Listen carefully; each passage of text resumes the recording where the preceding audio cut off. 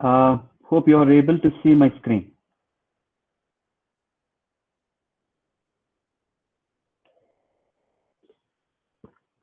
Okay, good. So let's start.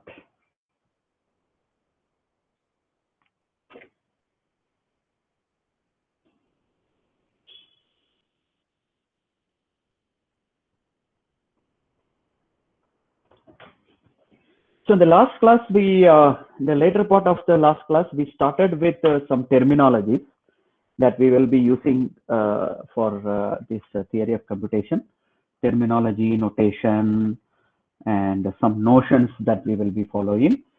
So, so I just recall what we were seeing so that it will get the continuity. So we were looking at the symbol which is sigma, which we denote for the alphabet. Alphabet is nothing but the finite set of symbols.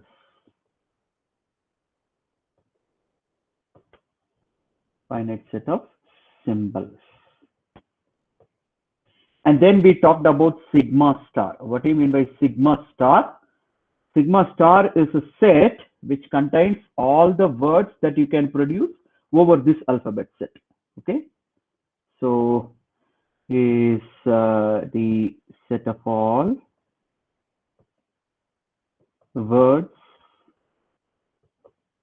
over sigma. I'm just writing it in an informal way. Okay. Then we saw if there is a string belonging to sigma star, we said that the length of the string W is denoted as by two vertical lines and within that W. Okay. So that is the length of W. We say that length of the word or length of the string or length of W, all are equivalent. Okay. And another notion that we will be following is whenever we take a string, we always denote it as W or X or Y or Z. So these are all notions that we follow. These we call it, these we represent it as strings. But when we take A, B, C like that, then it denotes symbols.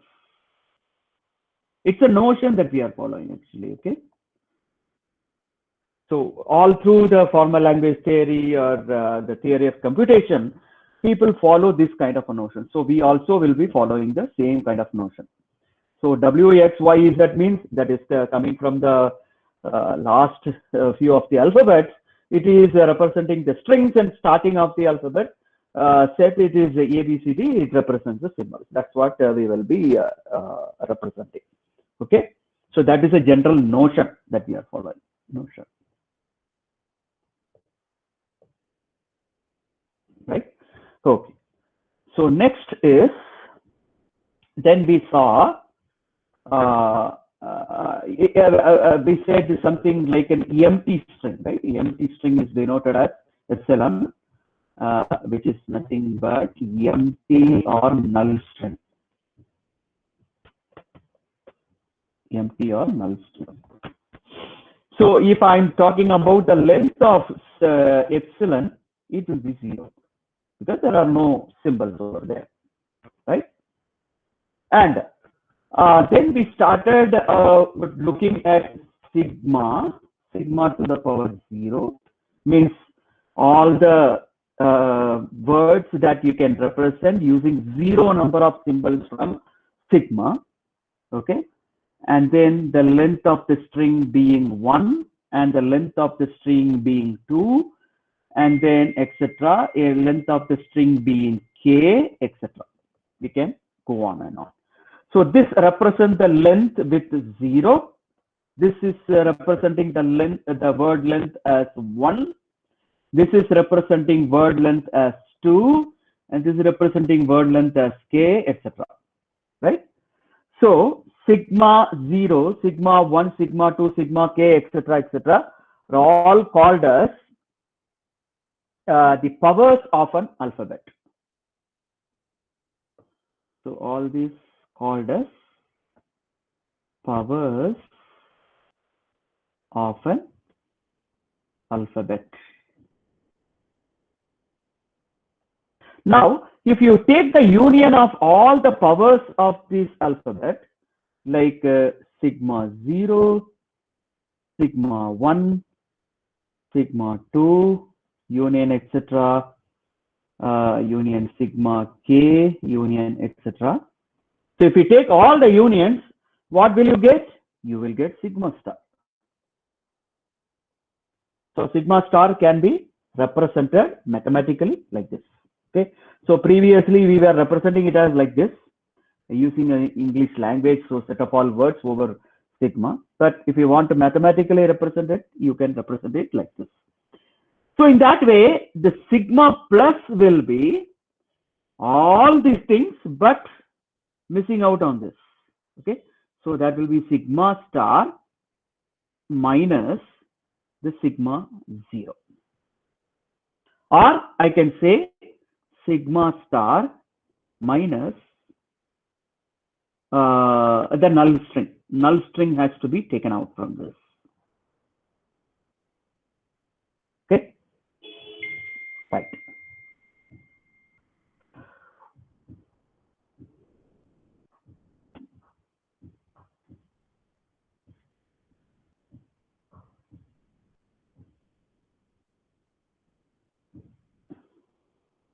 So next is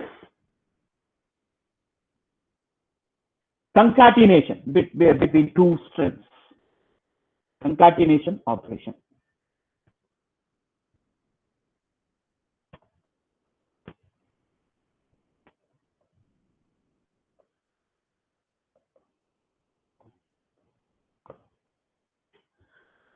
So what is concatenation operation? If you take a string x and y, so x and y are strings. Okay, so x and y belonging to some sigma star, I can take. Then the concatenation of x dot y is represented as, suppose x is nothing but the string consisting of all these symbols. There are k number of symbols, and y is represented as b1, b2, etc., and bm, where there are n number of symbols. Then x dot y, which is a concatenation, is given as a1, a2, etc., ak, followed by b1, b2, etc., bm. So that is called as a concatenation of two strings. Okay. So if I take x is equal to 1101 and y is equal to 110, then x dot y is equal to 1101 and then 110. So this is your x and this is your y. Okay. And if this y is an epsilon, so if I'm concatenating x 1101 and y is equal to epsilon, which is a null string, what will happen? X dot epsilon is equal to again x only, because it's a null string. You are concatenating with a null string. So similarly, epsilon dot x is also x. Okay, it's very simple, nothing. Okay, now we come to the important thing, that is the definition of languages. What do you mean by language? So whatever we know is now sigma, sigma star, right, and sigma plus. The language is nothing but, we will call that language as L. L is nothing but a subset of sigma star. So any subset of sigma star is going to be a language. Okay, so where sigma is fixed alphabet set for you. Okay, so if L is a subset of sigma star, then L is called as a language.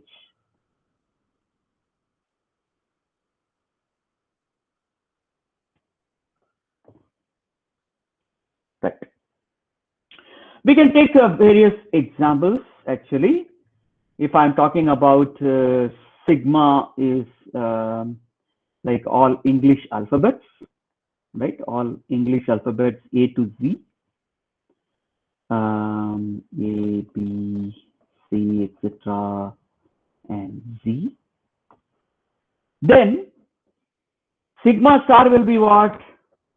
It will be consisting of all the strings that you can form using A to Z, right? So it can even contain A, B, C, or even it can contain cat, rat, all those things. So there will be some words which are not making any sense also. There will be some meaningful words also, all contained in sigma star. But if I take the meaningful words within the sigma star, I will take all those words from the dictionary, English dictionary, Oxford dictionary. Then it will constitute the vocabulary of English. Vocabulary of English. So it will be a vocabulary set, right? So that will be a language for you, according to the definition, right? So that is the example of this language.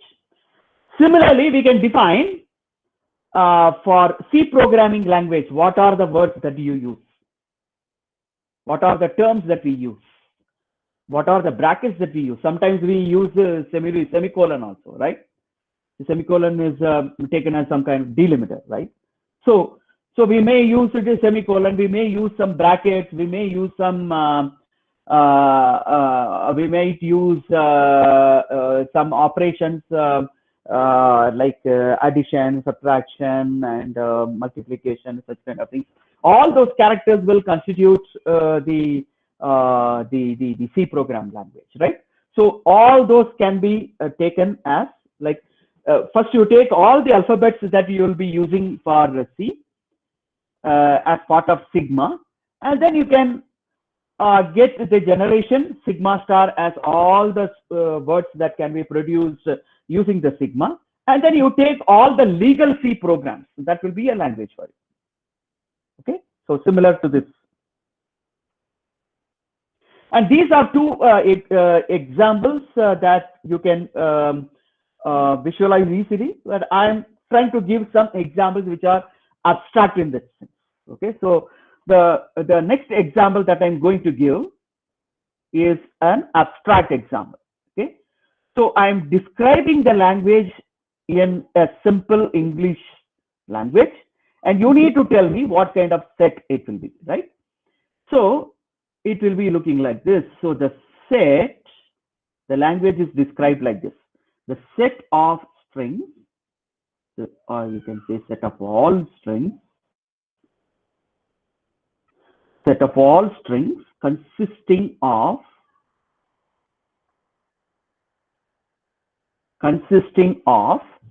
n zeros, where n can be any natural number, followed by n ones. The set of all strings consisting of n zeros followed by n ones. So how the language will look like if I describe it in this way? Can you tell me? First, I can take without any zeros and without any ones. So epsilon will be part of this language. And then one number of 0 and one number of 1. So 0, 1 will be there. Right? So 1, 0 cannot be there because the block of 0 has to be followed by the block of 1. Right? So 1 cannot be coming first actually. And then we can have 2 zeros followed by 2 ones, and then 3 zeros followed by 3 ones. Like that we can go on, right? So this is the set of strings that will be in the language if I describe the language like this. That is the set of all strings consisting of n zeros followed by n ones. Okay, now let us take another example, third example, which says the set of all strings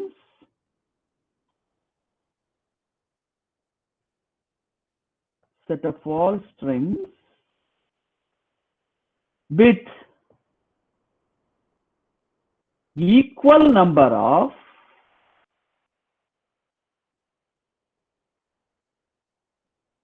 zeros and ones. The set of all strings with equal number of zeros and ones. So now here, what will be the language? Can you tell me? Anyone?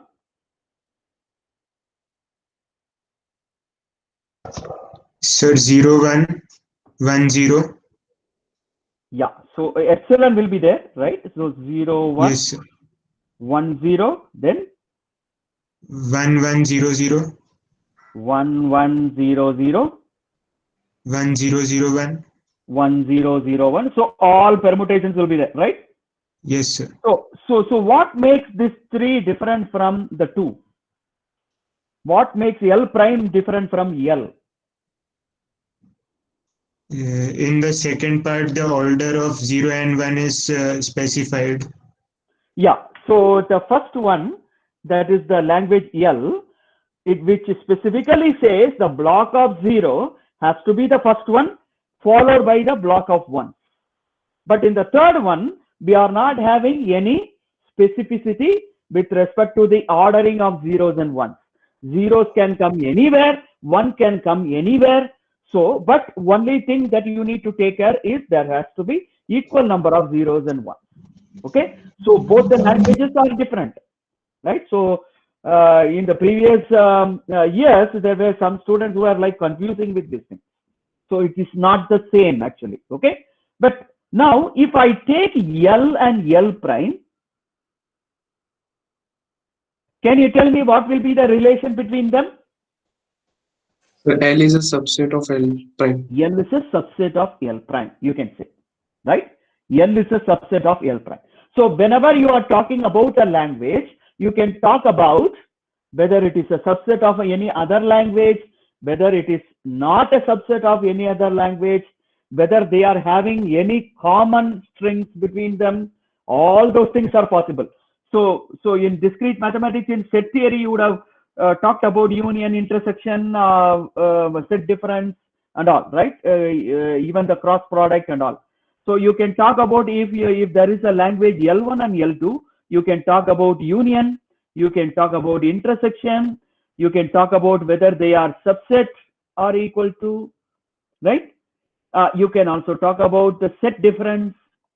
You can talk about L1 cross L2 also, right? All those things are possible if I'm taking 2 languages, right? All those things we can talk about, because anyway, language itself is a set, right? And if it is a set, you can always talk about a union of 2 sets, intersection of 2 sets, subset or equal to of 2 sets, or set difference of 2 sets, or the cross product of 2 sets. Anything is meaningful actually, right? So that is one thing that you need to keep it in your mind, right? And so according to the definition, so what does the definition say? L is a subset of sigma star, right? So L is a subset of sigma star, subset or equal to sigma star, right?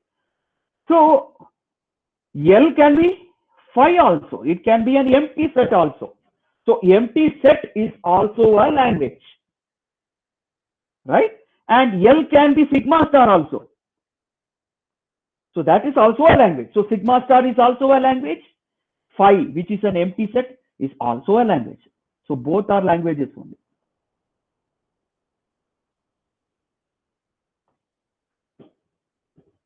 Okay, right. Now, another thing that you need to keep it in mind is people are confused with these 2 symbols. There is an empty set and there is a set which is having empty string. What is the relation between this empty set and the singleton epsilon? Can you guess what will be the correct answer?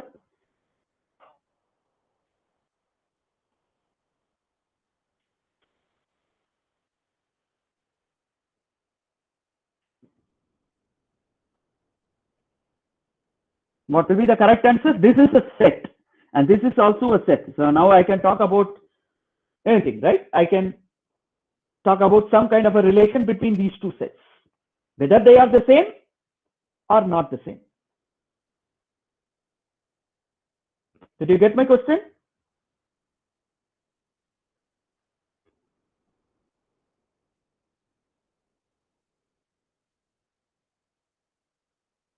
Yes? Sir, This is they just are not any the question. same, and empty set is a subset of the set with empty string. Empty set is a subset of the empty string, right? So Yes. that's the correct relation. So generally you can say phi is not equal to epsilon. It's not equal to epsilon. More precisely, this is a correct relation because empty set is a subset of any other set. Correct? Right. So this is one important thing. You should not get confused. Right. So now whenever I'm talking about a language L, I can also talk about a string W and then ask whether W is belonging to L or W is not belonging to L. Right? Because L is a language. So I can talk about an element is belonging to that set or not. Right? So an element here is a string. So I can say W is belonging to that language or W is not belonging to that language. So suppose I take the language previously defined like L. So L was the language which is defined as the block of n zeros followed by the block of n ones, right? So let me take that language L, right? And then I can ask whether 0011 is belonging to L or not. It is belonging to, right? Because L is of the format that there will be a block of zeros, n block of zeros, followed by n block of ones. And that is what is this? There are two zeros followed by two ones. So it is belonging to that language. But when I say whether it is belonging to this language, I can ask this question. That means you are talking about now a string that is starting with 1. So that is not corresponding to what we were looking for in L, right? In L, we need to have zeros first and then followed by the 1, right?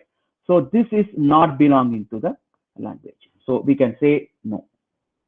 So if I'm telling this, I should not say no. Then no will become yes, right? So 1001 does not belong to L. So whenever I'm talking about a language, I can talk about the membership of an element, whether one element is belonging to that language or not. That is one thing that you need to keep it in your mind, right? So until this point, do you have any doubt?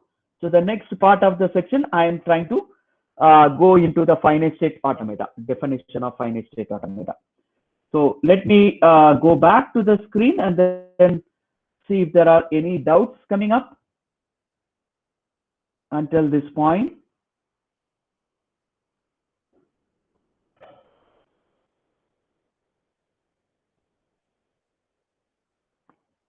If you have any questions, please let me know.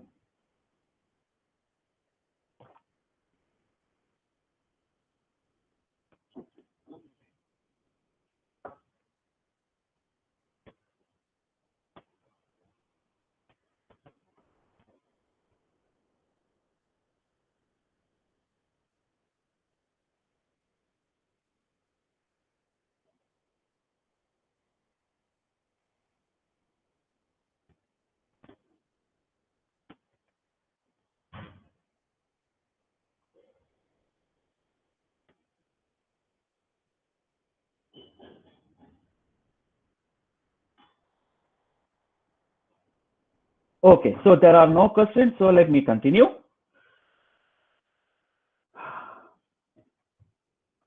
Right.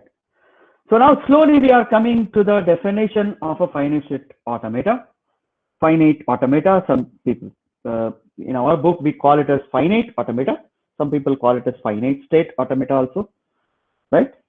So let's describe it using a simple kind of naturally existing kind of machines, right? A switch that you are having, the electrical switch, it can also be thought as a state machine, right? So there are on and off switch, right? On and off. So when you press, it becomes off. When you press again, it becomes on, like that, right? So if I take the off as the default starting state, then the automata will be looking like this. It's a two-state automata, right? So the input is here, press or push, whatever. Okay. But we can also talk about some other little bit complicated example. Let me take the ATM machine. So ATM machines will have several states in it and several processing that it has to do in order to give the correct money to the correct person at the correct time, right? So that is what is the ATM machines is about, right? So let me go back to the ATM machine state diagram that I had drawn in the previous batch, and then I will explain that. So here it is. This is a very informal description, so don't think like every ATM will be following this state diagram. So this is just to explain you that ATM machine can be thought as a kind of a state machine. And this is what is the abstraction is about. So here, see, I'm not even showing the ATM machine to you, but I'm trying to explain what is the process that is happening in the ATM machine, right? So what does this ATM machine do? It is always waiting for some insertion of the card in its slot, right? So the state of the system will be always waiting for the card to be inserted. But once you insert the card, what happens? So it goes into a reading state, right? So we will be seeing something in the monitor, and then once it starts recognizing your card, you reading the magnetic strip in your ATM card, what does it do? It is going to ask for a PIN number, right? So it is reading, and then it is asking for, and so it is going to a state which is an authentication stage. It wants to check whether you are the correct person or not, right? And then once you input the PIN number, that is your input now. Once you input the PIN number, the state is now, it is checking whether the PIN is the same as it is there in the database. Previously, it would have set the PIN number, right? So it will be checking whether it is correct or not. So if that, from that state, it is checking that it is correct, then it will go ask how much money. So it will display a message in the monitor asking for how much money you require. And then you give the input as maybe like 500 rupees or 5,000 rupees or whatever. So then also it will not immediately send money, right? It cannot send money. I'm just minimizing some more steps actually here. The steps are like ask how much money, and then it has to check whether that much money is there in the account or not, right? So there has to be some more steps I'm missing out here. Okay, so I'm not describing it here. So let's keep it very simple. So as if that money is whatever money is there, it is there actually, right? So that person is a very rich person, so he will be getting how much money he wants, right? So that is the thing over here. So ask how much money. So he or she is inputting 5,000, and then it sends some money to him, and then again it goes back to the waiting for the card, right? And if the PIN is incorrect, it goes to another state which is telling PIN incorrect, and this state is an important state. From this PIN incorrect, it should not go to send money, right? That's very important, right? So only when it is correct, it has to go to send money. If it is incorrect, it should not go to send money, right? And but if it is also incorrect, it has to have some kind of a time limit. If the user is not giving the correct input, it has to again go back to the waiting stage, right? So that is this complete state diagram of a simple ATM machine. Okay, so this is a version of an ATM machine. Don't convert this into a normal ATM machine. So I'm just trying to explain it, and then saying that it makes sense to talk about an ATM machine as a state machine diagram. Okay, so that's what I was trying to explain. So here, if you say there is some set of states which are there, these are all the states. So I have defined like 3 plus 6 is 7 states are there, and then there are inputs which are given, and from one state it is going to another state. That is called the state transition, right? From one state to another state according to some input. Whatever that input that you are giving, according to that input, it is going to another state, right? So it is a state transition diagram actually, right? So such kind of state machines we are going to look at when we are looking at a finite state automata. Okay, so that's what we are going to define in a more formal way. Okay, so it's going to be a mathematical definition, mathematical formalism of how we will define a finite state automata. So the first version of the finite state automata that we are going to define is called as a deterministic finite automata, also called as DFA. Okay, so DFA is nothing but a DFA is a quintuple. It is a quintuple. Quintuple means it has 5 things in it. Okay, so there are 5 things which are them, which are they? Q, sigma, delta, Q naught, and F. Okay, so Q is a finite set of states. Sigma is a finite alphabet, also called as input alphabet, input symbols. Okay, sometimes we call it as input alphabet also. And delta is a transition function which describes from which state it will go to which state on given some input. Okay, so from which state to which state it will go if we are given some input, right? And that state function is I think you can recall in discrete mathematics, whenever we talk about a function, we need to talk about a domain and a codomain, right? So this is your domain, Q cross sigma, and Q is your codomain. Okay, so here Q cross sigma is nothing but the cross product between the state set and the alphabet. Okay, so so you are taking one state and the input together and then checking which state it will go. So that is what it is. So in the function, it will be looking like this: delta of Q comma A, where Q belongs to this capital Q and this A belongs to the sigma. Okay, goes to Q prime, where Q prime belongs to Q. So let me put it here. So Q belongs to capital Q, A belongs to sigma, and Q prime belongs to Q.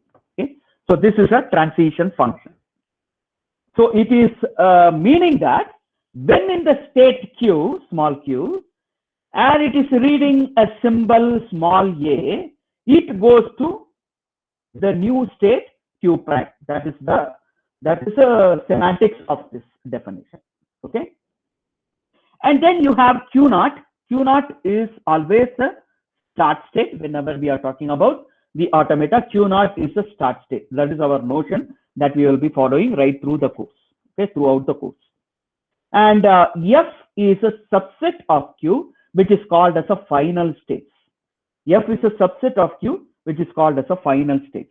That means whenever the finite state automata wants to stop its processing, and it may go to the final state and then stop its processing. So if it stops in a non-final state, then that string will not get accepted by the automata, right? So let's come back to this again when we define the language accepted by the automata, right? So, okay, so that we will take it a little later. Right. Let us take one example and then describe how we can represent the automata, okay, through two means of transition definition. One is called as a transition table.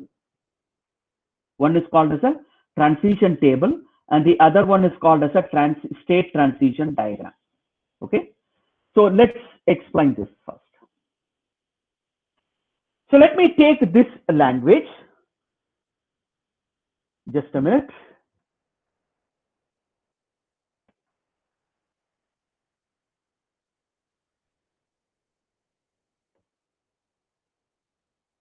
So let me take this language. So I will skip over this and then go back to our portion here, right? So let us take this language. L is equal to set of all strings consisting of x, 0, 1, y, such that x comma y belongs to 0 comma 1, right? So this is a language I have described now, right now. How to represent this language using the by the automata. So that's what we are going to look at. We will not try to explain why we have drawn the automata like this. That we will explain in the next 1 or 2 classes. Okay. Let's represent this these automata for that will accept this language, right? So let me take the automata as A. And A is, so if I want to find the automata for this language, so then I have to give all those Q, sigma, delta, Q naught, F, right? So I will describe it like this. So the set of all states, which is Q naught, Q1, Q2. So there are 3 states in Q. And the alphabet is 0, 1 only, right? So it is 0, 1. And then we have the transition function, which we will define it. And then Q naught, which is the start state. And the final state will be Q1 only for my automata. I'm describing it like this. Okay. Now, there are 2 ways of representing this delta. One way of representing this delta is using a transition table.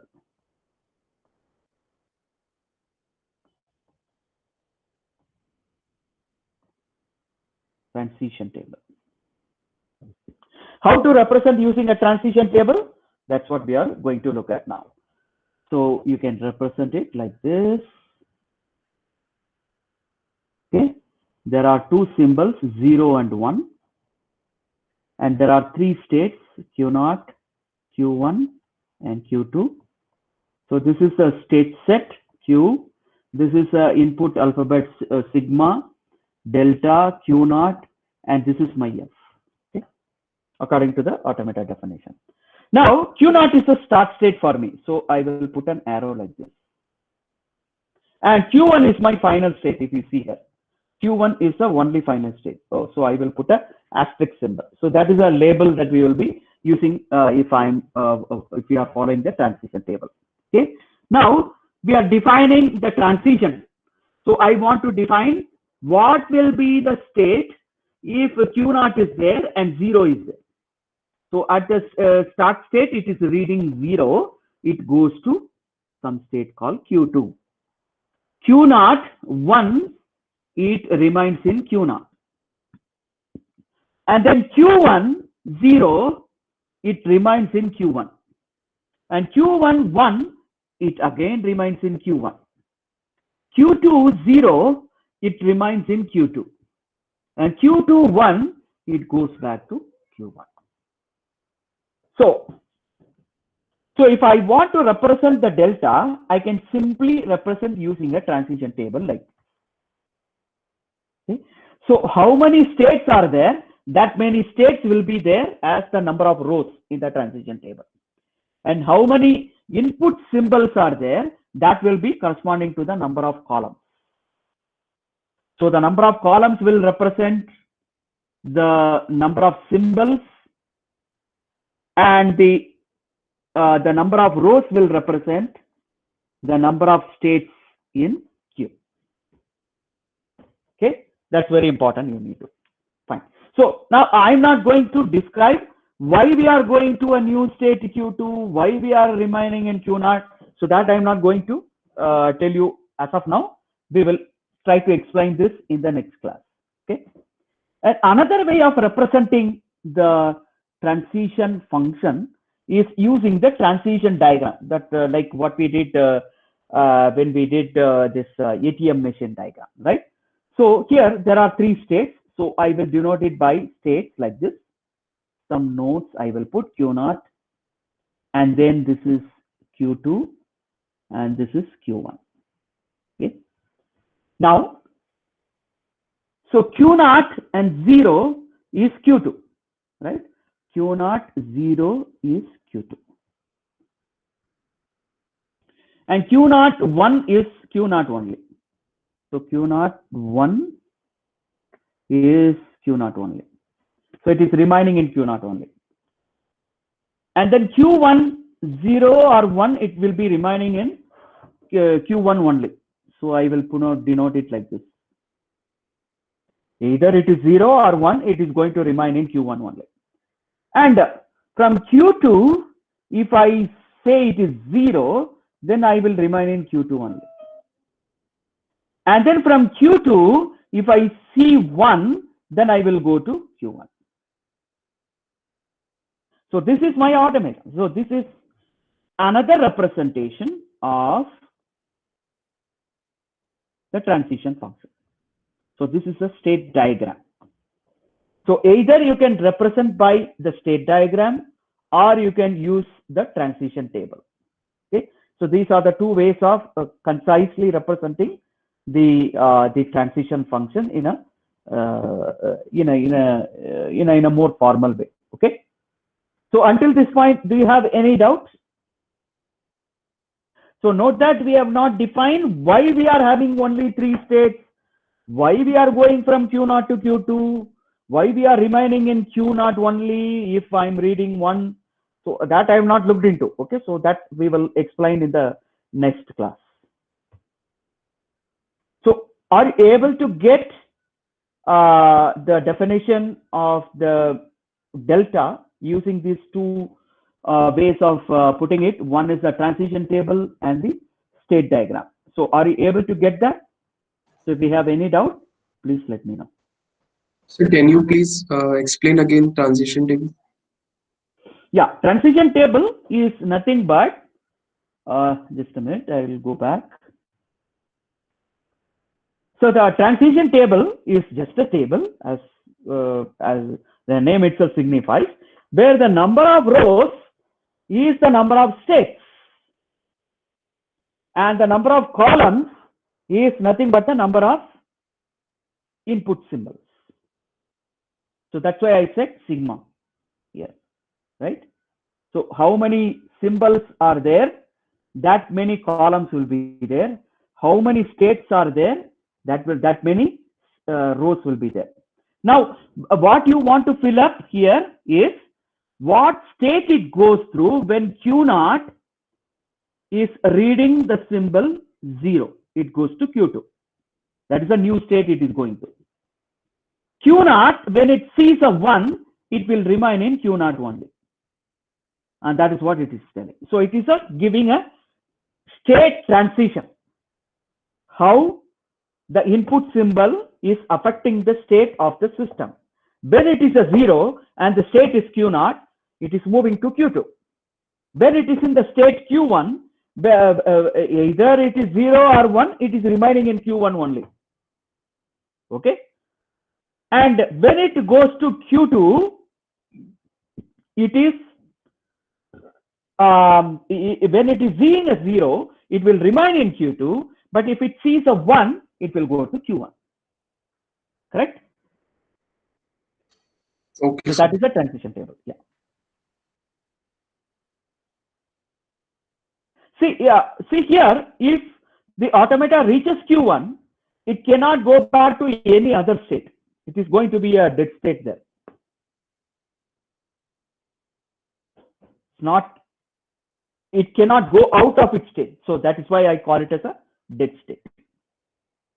It's like a black hole.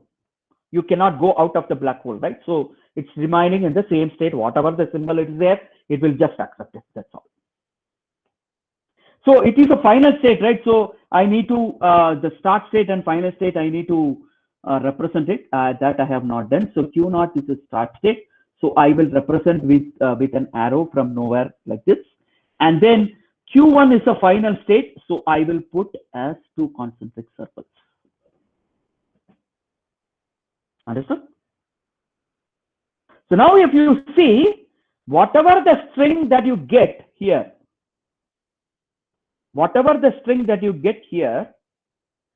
it will be accepted by this automata. So you need to start your processing like this.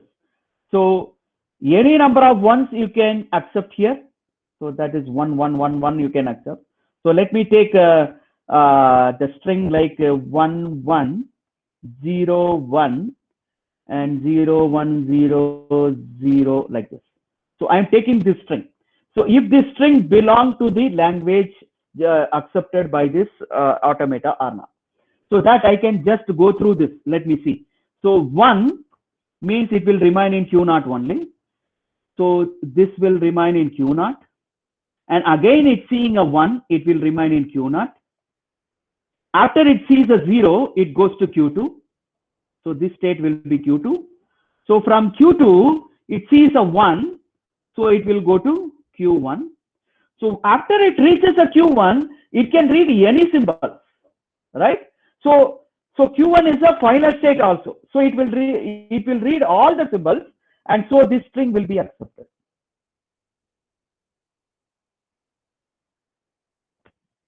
So what is this language is representing actually? This language is representing, it has to have a 0, 1 as a substring. Whatever is there, it doesn't matter. Whatever else is there, it doesn't matter. X can be anything, where X is a prefix, and Y is a suffix. Y can be anything, but I want to make sure that 0, 1 is there. A substring 0, 1 has to be there. That is what this language is about. So it is making sure that every string accepted in the language L has a substring 0, 1 there. That is what this language is about.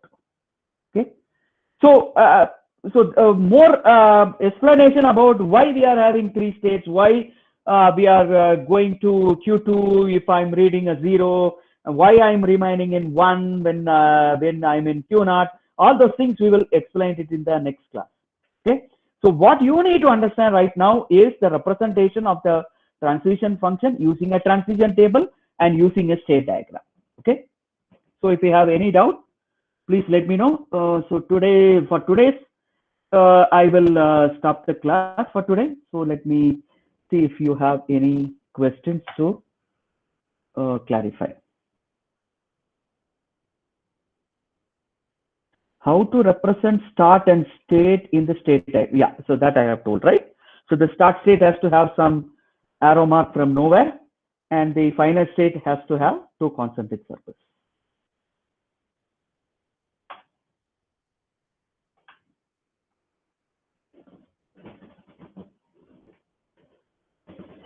Can you please share these OneNotes in the Piazza? Okay, I will try to share that. Yes.